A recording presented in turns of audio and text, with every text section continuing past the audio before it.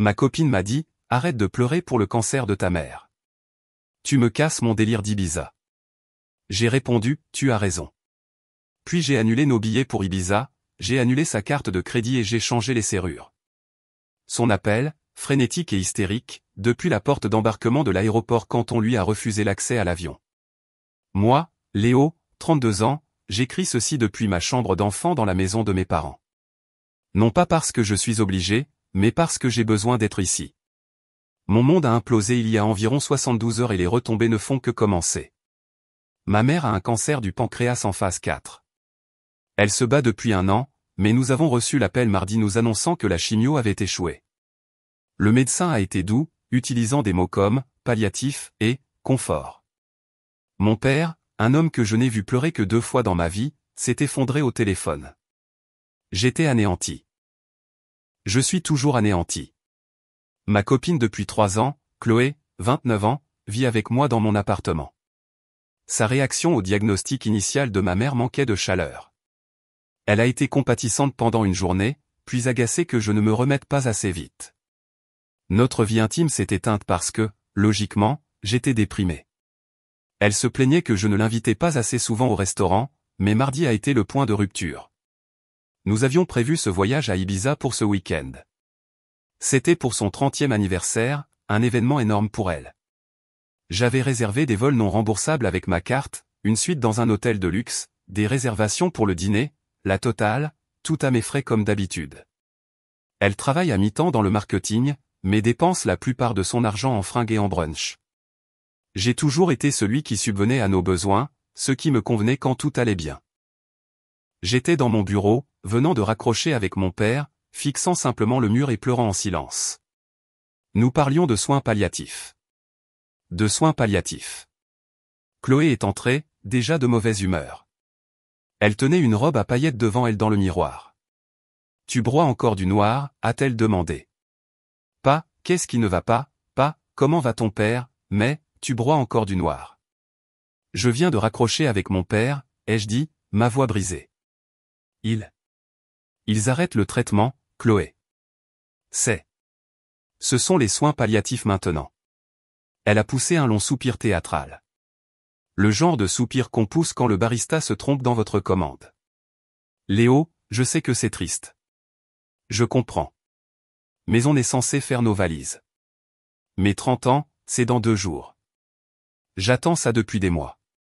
Je l'ai juste regardé. Je ne pouvais pas formuler de mots. Elle a encore soupiré. Écoute, je suis désolé pour ta mère, d'accord ? Vraiment. Mais tu es un vrai nuage noir depuis des semaines. Tu dois te ressaisir. Elle a jeté la robe sur le lit et a croisé les bras. Sérieusement. Arrête de pleurer pour le cancer de ta mère. Tu me casses mon délire d'Ibiza. Je n'oublierai jamais ça. Casser son délire d'Ibiza. Quelque chose dans ma tête ajuste. Ce n'était pas de la colère. C'était le silence. Comme si un disjoncteur avait sauté. Le deuil, le stress, la tristesse, tout s'est cristallisé en cette clarté froide et silencieuse. Je l'ai regardé. Je suis sûr que mes yeux étaient rouges. Tu as raison, ai-je dit. Ma voix était monotone. C'est mon erreur. Elle a cligné des yeux, surprise par l'absence de dispute. Puis elle a souri, un petit sourire suffisant et satisfait. Bien, a-t-elle dit en me tapotant l'épaule. Tu vois. Maintenant, je vais me faire les ongles pour le vol. On part à 8 heures demain matin. Essaie de te reprendre. Je veux m'amuser. Elle a attrapé son sac et est partie. Je suis resté assis là pendant peut-être 10 minutes. Puis j'ai ouvert mon ordinateur portable. Étape 1, le voyage. Je me suis connecté au site de la compagnie aérienne, j'ai trouvé notre réservation. Les billets étaient non remboursables, mais ils étaient convertibles en avoirs. Au nom de l'acheteur initial, moi. J'ai cliqué sur « Annuler la réservation ». Un avoir de 1 200 € a été instantanément ajouté à mon compte. Ensuite, l'hôtel. J'ai perdu mon acompte, mais j'ai annulé les nuits restantes. J'ai perdu les 400 € d'acompte. Ça en valait la peine. Étape 2, les finances. Je me suis connecté à mon compte de carte de crédit. Chloé était une utilisatrice autorisée sur ma carte Platinum. C'est ce qu'elle utilisait pour, eh bien, tout. Son budget tenu pour Ibiza, ses ongles, son Starbucks. J'ai cliqué sur son nom, puis sur « Désactiver ». Une fenêtre pop-up a demandé une raison. J'ai tapé « N'est plus autorisé ». Clic terminé. Étape 3, le logement. C'est mon appartement. Je l'ai acheté 5 ans avant de la rencontrer. Son nom n'est sur rien. Ni sur le prêt immobilier, ni sur les factures, ni sur le bail. Il n'y a pas de bail. C'est une invitée de longue durée, une invitée qui n'est plus la bienvenue. J'ai appelé un serrurier 24H24. Bonjour, j'ai besoin d'un changement de serrure en urgence. J'ai eu un problème de sécurité. Dans combien de temps pouvez-vous être là? Il a dit 1 heure. Étape 4, ses affaires. Je ne pouvais pas regarder ses affaires. J'ai appelé ma sœur, Maya. Elle habite à 10 minutes. Je lui ai raconté ce qui s'était passé. La tirade d'insultes qu'elle a lâchée aurait fait rougir un charretier. J'arrive, a-t-elle dit, avec des cartons et du vin. Quand le serrurier est arrivé à 20h30, Maya était déjà là, emballant méthodiquement et furieusement les 800 paires de chaussures de Chloé et son stock infini de produits de beauté. Va voir maman et papa, m'a-t-elle ordonné. Je m'occupe de ça. Les serrures ont été changées à 21h. Maya a fini de tout emballer dans 28 cartons et 4 valises. Elle a donné 100 € au gardien de l'immeuble pour les déplacer dans le local de stockage sécurisé au sous-sol. J'ai conduit jusqu'à la maison de mes parents. J'ai tenu la main de ma mère jusqu'à ce qu'elle s'endorme. J'ai finalement pleuré à nouveau, pour les bonnes raisons. Mon téléphone a commencé à vibrer à 6h45 le lendemain matin. Je dormais sur le canapé. C'était Chloé. J'ai laissé sonner jusqu'au répondeur. Il a sonné encore et encore. Au 6e appel, j'ai décroché. J'ai mis le haut-parleur. Mon père et Maya étaient tous les deux dans la cuisine en train de boire du café. Ils m'ont regardé. Léo? Léo, qu'est-ce que tu as fait? L'hystérie a été immédiate. Elle hurlait. Je pouvais entendre les annonces de l'aéroport en arrière-plan. Bonjour, Chloé. Mon billet. Il a disparu. La dame au comptoir a dit que la réservation était annulée. Elle a dit que je ne suis pas sur le vol. C'est exact. J'ai annulé le voyage. Quoi? Mon anniversaire. Mon voyage à Ibiza. Tu ne peux pas. Je suis à l'aéroport. J'ai essayé d'acheter un nouveau billet et ma carte a été refusée. Ma carte, Léo, celle que tu m'as donnée. Elle a été refusée au Starbucks et au guichet. Qu'est-ce qui se passe? J'ai pris une gorgée de café. J'ai désactivé ta carte d'utilisatrice autorisée. C'est mon compte, Chloé. Je ne paie plus pour tes affaires. Il y a eu un long silence sifflant et stupéfait. Puis un cri qui a probablement fait sursauter les agents de sécurité de l'aéroport. Espèce de connard. Je reviens à l'appartement tout de suite. Tu vas me le payer. T'es un psychopathe. Ne te donne pas cette peine, ai-je dit, ma voix toujours calme. Les serrures sont changées. Quoi? Les serrures sont changées.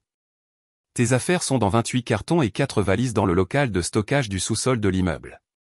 Ma sœur Maya coordonnera avec toi pour planifier une heure de récupération. N'essaie pas de venir chez mes parents. Tu ne peux pas faire ça. J'habite là. Tu ne peux pas juste me mettre à la porte. Je vais appeler les flics. Je vais te poursuivre en justice. Tu n'habites pas là, Chloé. Tu étais une invitée et ton séjour est terminé. Ma mère est en train de mourir. Je vais aller m'asseoir avec elle maintenant. Au revoir. J'ai raccroché. Son numéro a fait exploser mon téléphone pendant l'heure suivante. SMS, appels, messages vocaux. J'ai juste bloqué le numéro. Puis, environ 1 heure plus tard, un nouveau numéro a appelé. J'ai répondu. C'était sa mère, Martine. Léo, mon chéri, a-t-elle dit de cette fausse voix douce. Chloé vient de m'appeler. Elle est hystérique. Il doit y avoir un terrible malentendu. Aucun malentendu, Martine. J'ai mis fin à notre relation. Mais ces affaires. Tu l'as mise à la porte, Léo, ce n'est pas légal. Tu dois la laisser entrer. Elle a besoin de ses vêtements. Et tu as annulé ses cartes. Comment est-elle censée vivre? Elle est à l'aéroport sans argent. C'est une adulte, Martine. Elle peut prendre un Uber. Elle a un travail. Je suis sûr qu'elle a sa propre carte de débit. Tu sais bien qu'elle ne gagne pas tant que ça. Tu as toujours pris soin d'elle. Léo, c'est cruel. Après tout ce que nous avons fait pour toi, en t'accueillant dans notre famille. Et juste avant son anniversaire. Tu sais à quel point ce voyage comptait pour elle. Ce sentiment que tout lui était dû. C'était stupéfiant. Martine, ma mère est en soins palliatifs. Chloé m'a dit d'arrêter de pleurer à ce sujet parce que je cassais son ambiance. La conversation est terminée. Je bloque votre numéro maintenant. Je l'ai fait. Je suis maintenant assis ici à attendre, non pas elle, mais l'infirmière des soins palliatifs. Tout ce drame semble petit et pathétique, mais je sais que ce n'est pas fini. Elle ne va pas laisser tomber. Mise à jour 1. Cela fait environ une semaine. Ma mère. Elle est toujours là. Elle est faible, mais elle est lucide, et nous passons chaque seconde possible avec elle. Merci pour tous vos mots gentils. Cela signifie plus que vous ne l'imaginez. La situation avec Chloé a malheureusement dégénéré exactement comme je m'y attendais. 2 jours après l'incident de l'aéroport, j'ai dû retourner à mon appartement pour récupérer des documents pour mes parents et prendre plus de vêtements. Ma sœur Maya a insisté pour venir avec moi, et Dieu merci, elle l'a fait. Alors que j'entrais dans mon parking souterrain, une voiture que je ne reconnaissais pas a démarré en trombe et m'a bloqué. C'était Chloé dans la voiture de sa meilleure amie, Sarah. Sarah était sur le siège passager, en train de me filmer avec son téléphone. Chloé a sauté de la voiture, le visage strié de mascara. Léo, tu ne peux pas m'ignorer. Tu dois me parler, a-t-elle crié en frappant sur ma vitre. J'ai mis la voiture au point mort. Maya a juste secoué la tête et a commencé à enregistrer avec son propre téléphone. Ne sors pas, a-t-elle dit. Laisse-moi entrer dans mon appartement, a hurlé Chloé. Tu as mes affaires. Tu as volé mes affaires. Chloé, je t'ai envoyé un texto, ai-je dit à travers la vitre fermée. Tes affaires sont dans le local de stockage. Maya coordonnera une heure de récupération. Tu es en violation de propriété privée. C'est chez moi. Je vais te faire arrêter. Cela a duré environ 10 minutes. Son amie Sarah criant, ouais, Léo, t'es un pervers manipulateur, pendant que Chloé essayait de tirer sur la poignée de ma portière. Finalement, j'ai juste appelé la sécurité de l'immeuble. Ils sont descendus et lui ont dit de quitter le parking privé. Elle a refusé, alors ils ont appelé la police. Une voiture de patrouille est arrivée environ 20 minutes plus tard. 2 officiers, un plus âgé qui avait l'air fatigué, un plus jeune qui avait l'air agacé. Chloé a immédiatement couru vers eux, éclatant en faux sanglots. Officier, Dieu merci. Mon ex-petit ami m'a enfermé hors de mon appartement. Il m'a mise à la porte sans rien. Il a volé tous mes biens. Il me fait du mal. L'officier plus âgé a soupiré. Madame, calmez-vous, s'il vous plaît. Ayons sa version des faits. Ils se sont approchés de ma voiture. J'ai baissé la vitre. Monsieur, que se passe-t-il ici? Cette jeune femme dit que vous l'avez expulsée illégalement. Bonjour, messieurs les agents, ai-je dit calmement. Maya enregistrait toujours, ce que le jeune policier a remarqué. C'est mon appartement. Je suis le seul propriétaire. J'ai sorti mon permis de conduire avec l'adresse et mon relevé de prêt immobilier de la boîte à gants et je leur ai tendu. Mademoiselle Chloé était ma petite amie. Elle vivait avec moi en tant qu'invitée. Elle n'est ni sur le prêt, ni sur les factures. J'ai mis fin à notre relation mercredi. Ses affaires ont été emballées et déplacées dans un local de stockage sécurisé sur place. Je lui ai proposé à plusieurs reprises de coordonner une heure pour qu'elle les récupère avec ma sœur comme témoin. Elle a refusé. Chloé a crié, il ment. Je payais un loyer. Le jeune policier l'a regardé. Vraiment, madame? Pouvez-vous nous montrer un chèque, un virement bancaire, un contrat de bail? Ben, non, a balbutié Chloé. Je payais les courses et j'ai décoré. Ça compte. Le policier plus âgé m'a rendu mes papiers. Monsieur, vous avez raison. Elle n'est pas locataire. C'est une affaire civile, pas pénale. Madame, a-t-il dit en se tournant vers Chloé, vous devez quitter la propriété. Il vous a proposé de vous rendre vos affaires. Vous devez convenir d'une heure avec sa sœur comme il l'a dit. Si vous restez ici, nous vous arrêterons pour violation de propriété privée. La couleur a quitté son visage. Sarah avait arrêté d'enregistrer. Mais mes affaires. Arrangez une heure, a dit le policier lentement. Maintenant, montez dans votre voiture et partez. Elle fulminait. Chloé a lancé un dernier pic en partant. Tu auras des nouvelles de mon avocat, Léo? Tu m'as volé. Elles sont finalement parties. Maya et moi sommes montés. L'appartement était si calme. C'était paisible. Mais ce sentiment que tout lui était dû ne s'est pas arrêté. Le lendemain, Maya a reçu un texto. Je récupère mes affaires demain à 10 heures. Et j'amène ma mère et Sarah. Maya a répondu, très bien. Toi et une autre personne serez attendus dans le hall. Vous ne serez pas autorisés à entrer dans l'appartement. Vous serez escortés jusqu'au local de stockage. Vous pourrez charger vos affaires et ensuite vous partirez. Je serai là avec un témoin. Le lendemain, j'étais chez mes parents. Maya y est allée avec un ami de notre père, Alain, un type qui fait environ 1m95 et qui a l'air de manger des cailloux au petit déjeuner, mais qui est la personne la plus douce que je connaisse. Apparemment, Chloé, sa mère Martine et Sarah se sont toutes pointées. Alain et Maya les ont accueillis dans le hall. Martine a immédiatement commencé, c'est ridicule. Vous traitez ma fille comme une criminelle après tout ce qu'elle a fait pour Léo.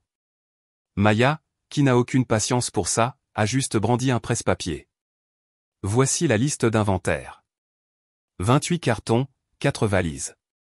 Vous serez escortés jusqu'au local. Vous chargez vos propres affaires. Une fois que vous les aurez, vous signerez ce papier confirmant la réception et vous partirez. Elles sont descendues. Elles ont commencé à charger. Et puis le sale coup que j'attendais. Où est-il, a dit Chloé, sa voix dangereusement calme. Où est quoi, a demandé Maya. Mon ordinateur portable. Mon tout nouveau MacBook Pro. Le gris. Maya était confuse. Ton ordinateur portable est dans le carton 12, marqué électronique. C'est ton ancien, le blanc. Non, a hurlé Chloé. Mon nouveau. Celui que j'ai acheté pour le voyage. Il était dans la chambre. Vous l'avez volé. Martine a sauté sur l'occasion. Elle l'a volé. Maya, vous êtes une voleuse. C'est un ordinateur à 2000 €. On rappelle les flics. Maya l'a juste regardé. Chloé, il n'y avait pas de nouvel ordinateur portable dans cette pièce. J'ai tout emballé. Tu es sûr de ne pas te tromper? Je ne me trompe pas. Et puis Sarah, l'amie, a commis l'erreur fatale. Oh mon Dieu, Chloé, dis-leur, c'est tout. Ça n'a plus d'importance maintenant. Chloé avait l'air d'avoir reçu une gifle. Leur dire quoi, a demandé Maya. Chloé a regardé Martine, puis Maya. La facture. C'était sur sa carte, celle qu'il a annulée. Tout s'est éclairci pour Maya. Tu as acheté un ordinateur portable à 2000 € sur la carte de crédit de Léo en sachant que tu n'étais qu'une utilisatrice autorisée. Il paie toujours. A crié Chloé, le visage rouge. C'était un cadeau d'anniversaire en avance. Il me le doit. Et maintenant vous l'avez volé, et il a annulé la carte, donc je ne peux même pas le payer. Il a ruiné mon crédit. Elle ne comprend pas comment fonctionnent les utilisateurs autorisés. Ça n'affecte pas son crédit. C'est juste ma facture. Maya a carrément ri. Laisse-moi voir si j'ai bien compris.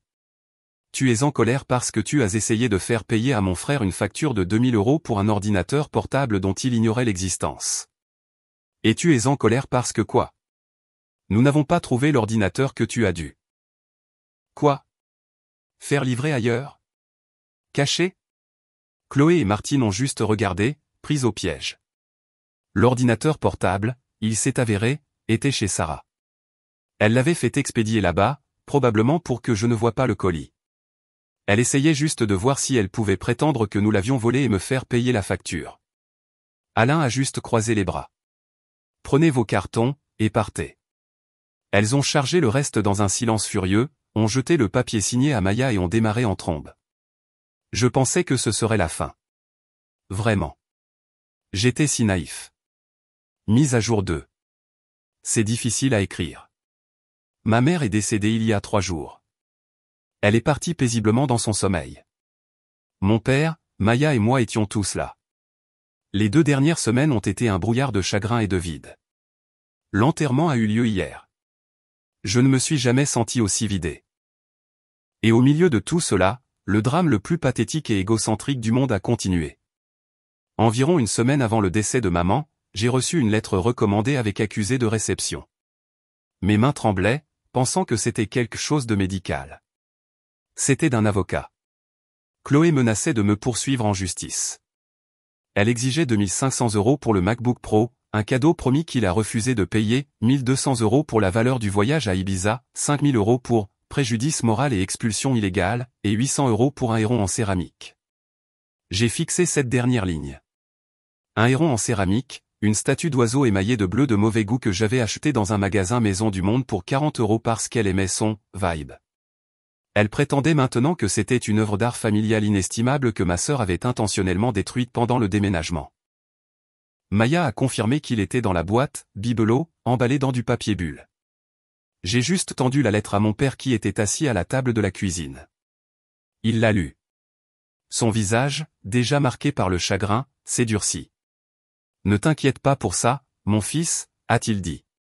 C'est juste du bruit. Concentre-toi sur ta mère. Je m'en occupe. » Mon père, il s'avère, a un avocat attitré pour son entreprise. Il a transféré la lettre avec un email d'une seule phrase, « Occupez-vous de cette ordure ». L'avocat a renvoyé une réponse si cinglante qu'elle a probablement roussi les sourcils du facteur. Elle décrivait en détail juridique brutal que Chloé, en tant que non-locataire, n'avait aucun droit d'expulsion, que les cadeaux promis ne sont pas légalement exécutoires, et que le débit de 2500 € sur ma carte de crédit constituait en fait une fraude financière potentielle, que moi, en tant qu'acheteur des billets, j'avais tout à fait le droit d'annuler mon propre achat, que nous avions une liste d'inventaire signée pour tous ces articles, y compris le héron, inestimable, de 40 €, et enfin, que si elle ou son avocat nous contactait à nouveau, moi ou ma famille, pendant notre période de deuil, nous demanderions une ordonnance restrictive et des sanctions pour harcèlement. Nous n'avons plus eu de nouvelles après ça. L'enterrement est passé. J'étais debout près de la tombe de ma mère et mon téléphone a vibré. Un texto d'un numéro inconnu. C'était Sarah, l'amie. Léo, je sais que tu nous détestes probablement, mais je devais le faire. Chloé. Elle ne va pas bien. Elle dit à tout le monde que tu es le monstre, que tu as utilisé le cancer de ta mère comme excuse pour la larguer et lui voler son argent. Je ne peux plus supporter ça. Elle est toxique. Je suis désolé pour mon rôle dans tout ça. Je suis tellement désolé pour ta mère. J'ai juste fixé le texto, utilisé comme excuse. Mais la vraie justice, si on peut même appeler ça comme ça, est arrivée ce matin. C'est la seule raison pour laquelle j'écris cette mise à jour. J'ai reçu un appel de Chloé, de prison. J'ai failli ne pas répondre, mais l'appel venait du numéro du centre de détention. J'ai décroché, par curiosité morbide. Léo, tu dois m'aider. Tu dois payer ma caution. Elle sanglotait hystériquement. Quoi? Qu'est-ce qui s'est passé, Chloé? C'est Martine, ma mère. On s'est disputé à propos de l'ordinateur portable. La facture est arrivée. Je ne pouvais pas la payer. C'est sur ma carte. J'ai ouvert une nouvelle carte pour l'acheter et je ne peux pas payer. J'étais confus. Qu'est-ce que ça a à voir avec? Elle a dit que je devais le rendre. Je lui ai dit que je ne pouvais pas. Je l'avais déjà utilisé et elle a essayé de le prendre pour le rendre elle-même et je l'ai poussé, Léo, et elle est tombée. Elle Elle s'est cognée la tête sur la table basse et elle a appelé les flics. Elle a appelé les flics contre moi. Elle pleurait à chaudes larmes. Ils m'ont arrêté. Pour violence. Léo, s'il te plaît, tu dois appeler Martine. Dis-lui de retirer sa plainte. Elle t'écoutera. S'il te plaît. Le niveau d'égocentrisme, c'était galactique. Appelez-moi, l'homme dont elle s'inquiétait de l'ambiance alors que sa mère était en train de mourir, pour me demander de la sauver de sa propre mère, qu'elle a agressée à cause de l'ordinateur portable qu'elle a essayé de me voler. Je suis resté silencieux pendant un très long moment. Léo? Léo, tu es là?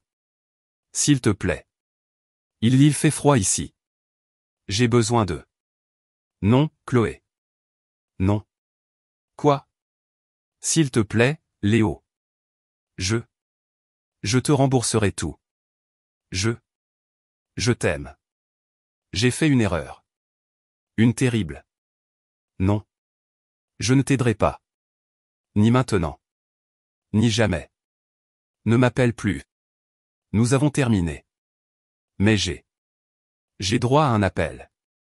Tu ne peux pas, j'ai raccroché. J'ai bloqué le numéro du centre de détention. Ma sœur vient d'entrer. Elle a entendu ma version des faits. Elle a fait quoi? Je lui ai raconté. Elle est restée silencieuse un instant.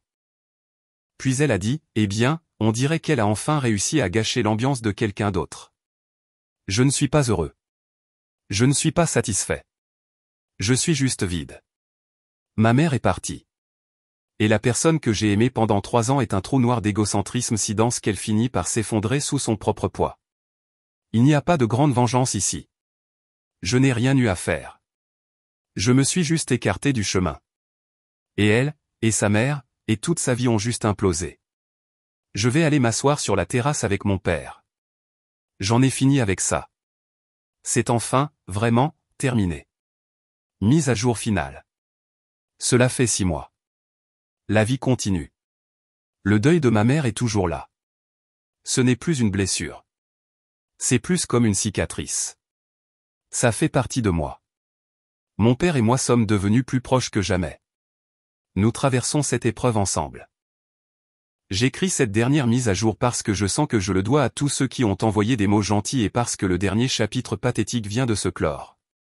L'accusation de violence domestique de Chloé contre sa mère, Martine, a finalement été requalifiée en délit mineur avec une peine de sursis, une mise à l'épreuve et un stage obligatoire de gestion de la colère. Apparemment, Martine a refusé de témoigner contre sa fille. Allez savoir pourquoi. Mais le procureur a poursuivi l'affaire sur la base de l'appel au 17 et de ses blessures. La vraie justice est venue du tribunal de proximité. Oui, elle l'a vraiment fait. Même après son arrestation, son avocat, un autre qui avait l'air moins cher, a déposé une plainte au tribunal de proximité. Elle avait abandonné l'expulsion illégale et le préjudice moral. Son avocat lui a probablement dit que c'était perdu d'avance, mais elle me poursuivait toujours pour 2 500 €, le MacBook, 1 200 €, le voyage à Ibiza, et 800 €, le héron inestimable. Je me suis présenté. Je n'ai même pas eu besoin d'un avocat pour ça.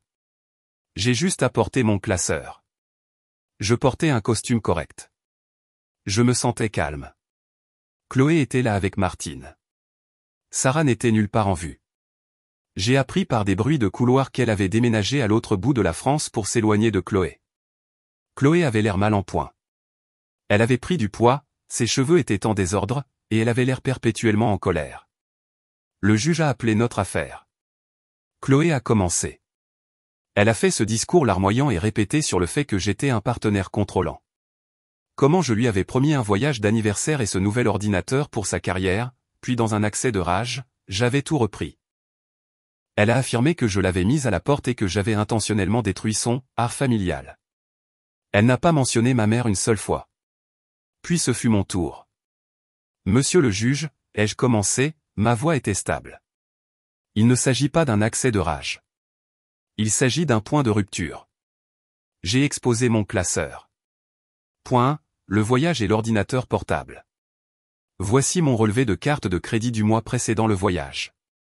Comme vous pouvez le voir, j'ai payé un solde de 3 400 €, qui comprenait les billets d'avion de mademoiselle Chloé et d'autres dépenses. Voici le relevé du mois suivant. J'ai montré le débit. Ce débit de 2500 € pour un MacBook Pro a été effectué 2 jours avant notre voyage. Je n'ai jamais été consulté. Mademoiselle Chloé était une utilisatrice autorisée, pas une co-titulaire. Elle a acheté cet article coûteux sur ma ligne de crédit sans ma permission, en supposant que je paierais, tout comme j'avais payé pour tout le reste. Point 2. L'ambiance. Le jour où j'ai annulé le voyage, monsieur le juge, ma famille et moi prenions la décision de placer ma mère en soins palliatifs. L'expression du juge a changé. Chloé et Martine fixaient juste la table. Quand j'ai informé mademoiselle Chloé de cela, sa réponse a été, et j'ai un enregistrement de son amie Sarah le confirmant dans un message vocal, si vous souhaitez l'entendre, que je devais arrêter de pleurer pour le cancer de ma mère parce que je cassais son délire d'Ibiza. Le juge a juste regardé Chloé pendant 10 bonnes secondes. Est-ce vrai, madame? Chloé a balbutié. J'étais contrarié. Il ruinait mon anniversaire. Le visage du juge était de pierre. Continuez, monsieur. Point 3. Le héron. Quant au héron en céramique de 800 €, voici la boîte d'origine, que ma sœur a gardée. J'ai sorti la boîte, qui portait le logo du magasin Maison du Monde. Et voici mon relevé bancaire d'il y a 2 ans, montrant l'achat de 40 € dans ce magasin. Ce n'est pas une œuvre d'art familiale. C'était un bibelot. Le juge a regardé le reçu, puis la boîte, puis de nouveau Chloé. Madame, a dit le juge, vous faites perdre son temps à ce tribunal. Vous tentez de profiter de la profonde tragédie personnelle d'un homme. Vous avez vécu dans sa maison sans payer de loyer. Vous avez utilisé sa carte de crédit comme votre compte bancaire personnel. Et quand il était au plus bas, vous l'avez réprimandé. Et maintenant vous êtes ici sous serment, en train de mentir à propos d'une statue à 40 €. Chloé était rouge vif. Affaire classée sans suite. Puis le juge m'a regardé et a dit, monsieur, je suis sincèrement et profondément désolé pour votre perte. Martine a commencé à hurler à l'extérieur de la salle d'audience. Tu l'as humilié. Tu as menti. Tu es un monstre. J'ai juste regardé Chloé. Toute la haine, la colère, la douleur, tout avait disparu. Je ne ressentais rien. Juste de la pitié. Elle était pathétique. Une femme de 30 ans vivant avec sa mère, endettée pour un ordinateur portable qu'elle ne pouvait pas se permettre, avec un casier judiciaire, criant toujours que tout le monde était le problème. Je suis juste parti. Je n'ai pas dit un mot. J'ai appris par ce même ami commun que Chloé travaille maintenant comme caissière dans un magasin de loisirs créatifs. Martine est apparemment en train de faire une saisie sur son salaire pour payer les dommages que Chloé a causés à sa maison pendant leur dispute et pour les frais de justice. Ma vie n'est pas un film. Je ne suis pas guéri. Ma mère me manque chaque jour. Mais mon appartement est calme. Ma vie est simple. Mon père, Maya et moi dînons ensemble tous les dimanches. Je commence à penser à sortir à nouveau avec quelqu'un, mais je ne suis pas pressé. La vengeance n'était pas un grand plan compliqué. C'était juste de lâcher la corde. J'ai lâché prise, et elle et tout son égocentrisme sont tombés directement dans les conséquences qu'elle s'était elle-même construites. Je suis enfin libre, et ça me suffit.